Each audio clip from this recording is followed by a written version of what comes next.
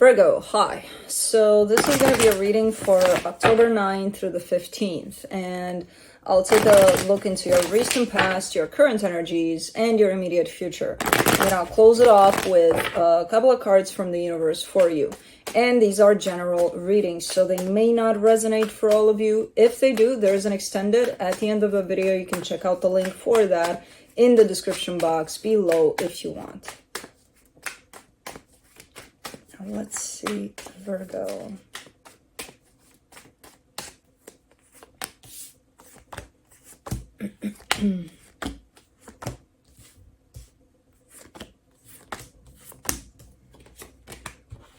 Okay, the overall energy for the reading, the Hangman. There's a lot of Hangman for Earth signs today. There's a lot of standing by kind of an energy. Yeah, just kind of chilling, not doing much, not forcing things one way or another. In the recent past, the Ten of Swords, the Sun, the Knight of Pentacles. Now this could go two ways. This could be you recovering from something that felt quite devastating, not great. Slowly but surely coming back into a sense of, okay, I feel better. Or from the intention of getting somewhere, you know, in a happy place here, you actually achieved the opposite, where it was not happy at all. I don't know. We'll have to clarify. I see both as a possibility here, but we'll see. In the current situation, the Seven of Swords, the Hierophant, the Six of Pentacles. I mean, there's definitely a sense of commitment here, of equal give and take.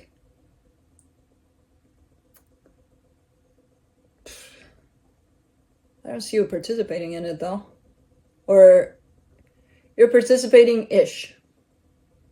You know, in this one. You're not paying attention to something here. I don't know. In the immediate future, the High Priestess, the Page of Pentacles, the Emperor. Ooh, there's a lot of stepping into your power here. Learning how to do that. Learning how to step into your power. Learning how to take charge and listening to your intuition a lot along the way. So, okay, all right, I'm digging this. Let's see. Let me do the Hangman.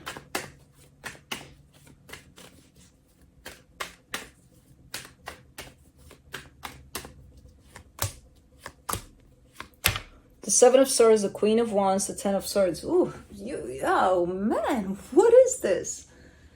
It's like you internally, you're seeking for peace. You're seeking for, you know, I don't want to do much. I don't want to be bothered. And outside of you, there's this energy that's just spiking up like crazy. It's like, and then it's just dropping completely off the face of the earth. And then it's, what the hell is this? And you're like, I don't want to deal with this. It's, you know, in translation, it could be something like, I don't want to deal with drama. Like, fuck it. No, I'm not doing that, you know? I don't know, this is funny. Because I see you being quite untouched. There's this energy coming like, and then psh, nothing. And whether they're there or not, you're like, okay, like unfazed. Anyways, let's do the Ten of Swords there in the recent past. The Eight of Pentacles, the Sun, the Four of Pentacles. All right. Let me do the Sun. The Emperor, the Hermit, the Knight of Wands. Okay. Let's do the Knight of Pentacles. The Hierophant, the Knight of Cups, the Ten of Cups.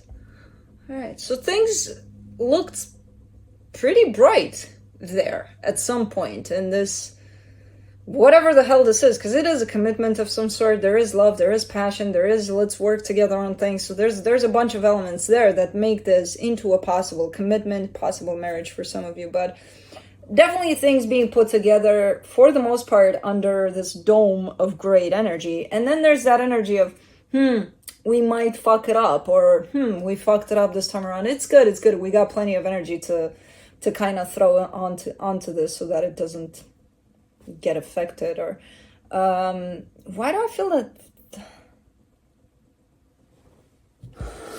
feel that things change drastically, though, from that dome of great. Let's do the Seven of Swords in the current situation. The Four of Swords, the Nine of Pentacles, the Four of Cups. Ooh. Let me do the Hierophant. The King of Swords, the Fool, the Two of Pentacles, and let's do the Six of Pentacles. The Ace of Swords, the Six of Wands, the Wheel of Fortune. Yeah, things have changed drastically. Drastically. There's a sense of separation in between the energies. So the way I saw those energies in the past, they were together. Whether or not it was great, and then, you know, it had like one day out of 100, it was like the worst day possible. It's like, what the hell is going on? We're losing this. We're like fucking it up, you know?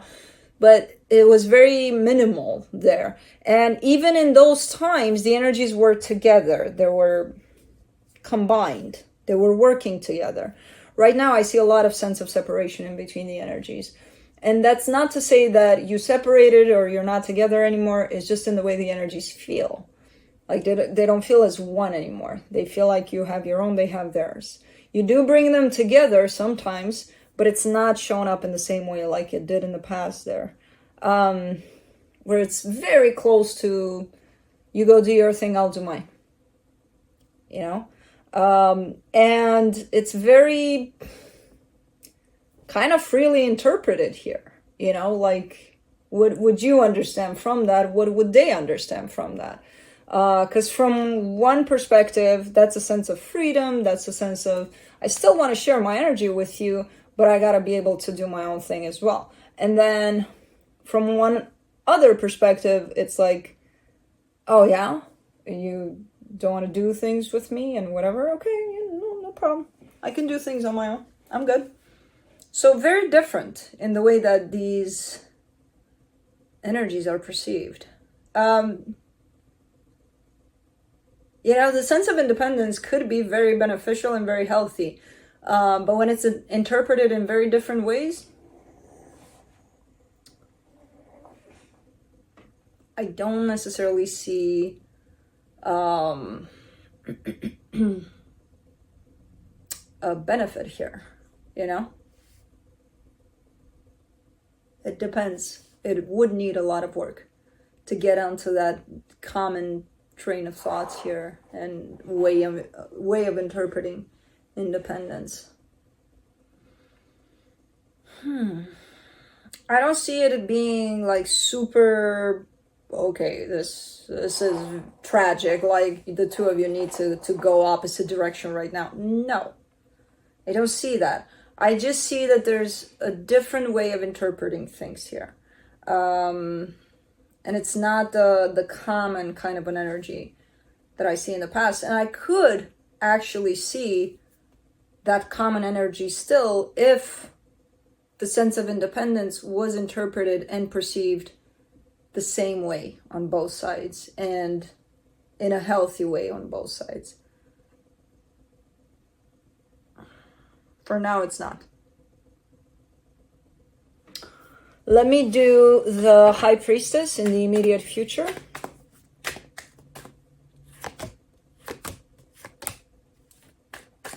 Let me do the Page of Pentacles. In the immediate future.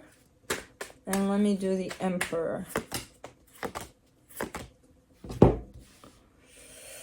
Okay, for the Priestess, you get the Ten of Pentacles, the Ace of Wands, the Death card. For the Page of Pentacles, you get the Queen of Pentacles, the Knight of Pentacles, the Six of Pentacles. And for the Emperor, you get the Five of Cups, the Devil, the Magician. This is basically you trying to get on the same page when it comes to this with whoever... Oh my God, those cicadas are loud. With whoever you're dealing with. They perceive the sense of independence as still part of this commitment, but there's definitely a major emphasis on independence versus codependence here. Whereas one is asking the other energy, hey, let's try to gain our own sense of independence here, but still keep this going because I still want this. So that's actually a very healthy way to be in a commitment, but most of us are taught through the lens of codependency. So someone that's very instilled into that sense of codependency could take this as, oh my God, they don't want to be with me. They want to be free. So they want their own freedom. So that means that, okay, they're going to do their own thing. Okay, they're going to go out there in the world and do their own thing. Uh-oh. So that's what's happening here now. Now here, you're giving me a sense of, okay, let me wrap my head around this. Okay, so let's try. Let's see what's going on here. Okay, so let me try to first understand what the hell this independence thing is. So the way you're going about it is, okay, so let me do my own thing. Let me work on myself. Let me do this, that, and the other for myself. That means I'm separated from you completely because I got to do me. That's your initial thought. Then it's like, but let me open up the perspective to, can I be independent? Can I do me and still share my energy with another that I want to? That's right here. That's willing to do that with me.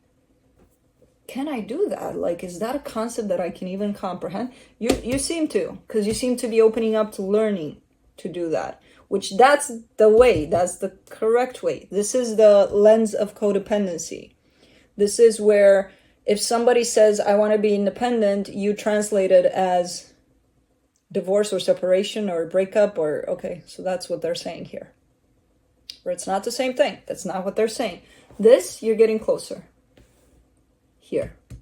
So you're willing to learn through that lens, through that perspective, which again would be the correct one that would apply here, but for now you're under the lens of codependency. Now this one is a little bit concerning, this final energy that's shown up here, because you're giving me a sense of, yes, stepping into your power, but not in a healthy way. I feel like working through this codependency to independence, you're starting to feel a sense of loss of control. And because of that, you're jumping back into an old unhealthy pattern of, let's take control then. Let's be controlling so that we can take control. So for some reason, you're jumping into this very unhealthy boat.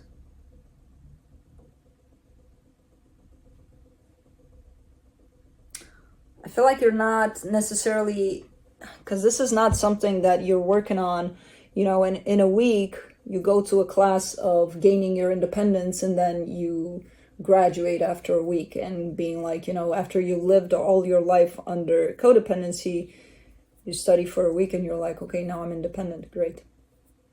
Now I got it. No, this is going to take a while. So it's only normal that you're going to go back to old patterns because this is breaking something new for you. And when something new is broken for us, something old is going to try to pull on us to be like, don't go towards new. No, this is more comfortable. You already know how to do this. Why would you go towards something new? It's uncomfortable. It's like, you don't even know what the fuck that is. Why would you do that? So it's quite normal that I see this. Hopefully you're going to catch it before you go in that direction. That tells me that you're actually breaking through this whatever the hell independence is, right? Because that's where you're at with this one. So, interesting. No, don't twist. Oh, shit. Hold on, blue twisted. I mean, in all fairness, I did drop the card on top of his belly, and it probably tickled him, and then he's like, let's stretch. From the universe, you get the Lovers, the Eight of Pentacles, the Five of Swords. You're kind of giving me a sense of, I got this going on with someone and it's definitely a very strong connection and it's working out. And it's not working out. Not in the way that it is now. Right here, it may have functioned under, maybe under codependency. I don't know under what, but the energies were one. Right now, they're separated. And they're separated not because of the sense of independence, but because one wants to function under the sense of independence, one is still functioning under the sense of codependency. That's why they're separated. When both of them are going to function under the same concept, they're going to be united again. For now, they're not. You're giving me a sense that they are. You're saying, no, it's working out, we're good. No, you're not. The Five of Swords is here, so no. For now, it's separated. If you start working on this and you get on the same page with them, then yes. If they drop this independence situation here, which I don't know if they would, because once you get in that place, it's kind of hard to come back to codependency. But if they were to do that, you would be back united in energies. For now, no, you're separated. You're functioning under different lenses, basically. So that's going to keep you separated until one of you decides to either step it up or drop it off. I don't know. But that's what I have for you. Hope this helped, and I'll see you next time. Bye.